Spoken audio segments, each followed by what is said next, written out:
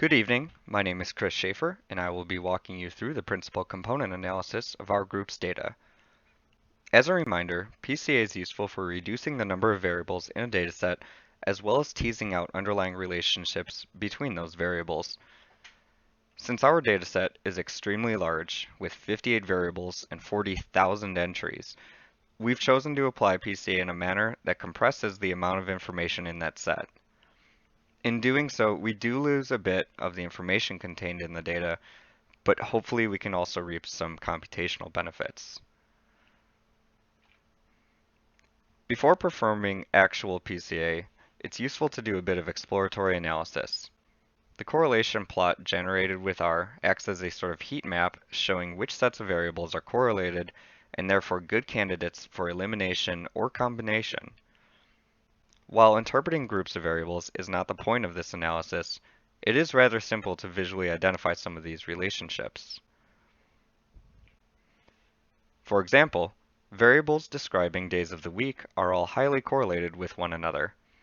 Several sentiment-based variables, like the rates of positive or negative word usage, are also shown to have tangled relationships with one another.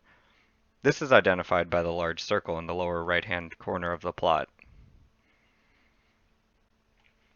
Other relationships shown in the correlation plot are kind of surprising. Without doing any more computation, we find that the average token length is significantly correlated with several sentiment-based variables. These particular relationships might be interesting for CFA or CCA, since the meaning of these relationships is not immediately clear.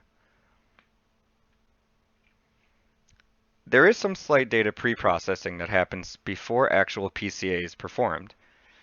The data is first scaled and then centered, effectively standardizing the values in each column.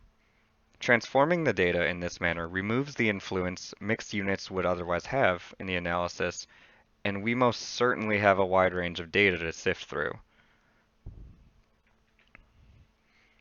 After performing the PCA with R and generating a summary of the results, we find that much of the variance in the dataset is redundant or simply not useful. In fact, if we choose to arbitrarily maintain 95% of the original dataset's variance, we only need 33 principal components. That's down from 58 variables. In other words, we have successfully reduced the amount of data by 43% while sacrificing less than 5% of the information. This slide shows my personal interpretation of the first 5 principal components. Many of the groupings reflect the clusters we saw earlier in the correlation plot, which helps build some confidence in our computational processes. What I find interesting about this summary is the 4th principal component. This PC in particular groups shorter articles, the world news category, and the rate of negative words used.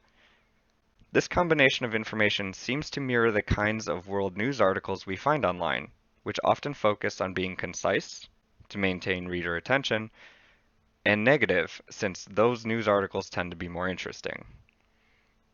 The other results of this PCA can also inspire more exploratory forms of analysis, such as factor analysis and cluster analysis.